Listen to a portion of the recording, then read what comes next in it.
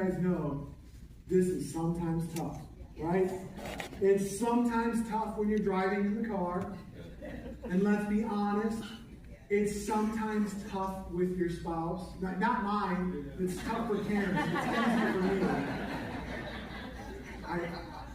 I'm the villain in this story, okay? But like, there's so many situations when you're dealing with your kids. It's easy to focus on what they haven't done rather than the good, right? It's easy to be like, they haven't done it, like they haven't made their bed. Well, they're 30, so get over it, okay? And so if the scripture is telling us to direct our thoughts, let me just hit you with something crazy. We must be able to. Like if he's like, hey, tell your brain to stop going here, it must be possible. Not easy, but it's possible, right? And so we need to direct our thoughts, but the question is to where, right? Because you're like, listen, Bob, I've checked.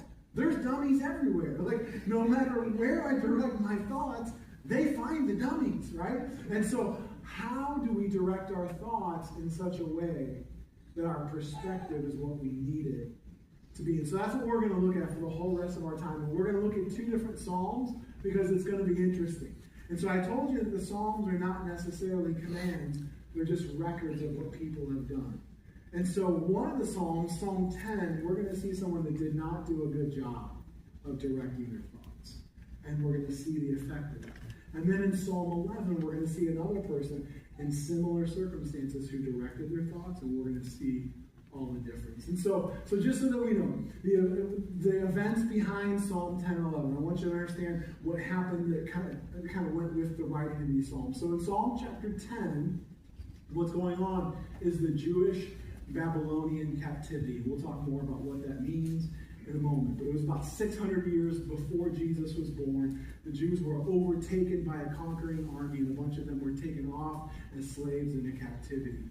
Right? So Psalm 10 was written by a priest probably during that time when they were in captivity. Psalm 11 is older. Psalm 11 was from King David when he was not king yet.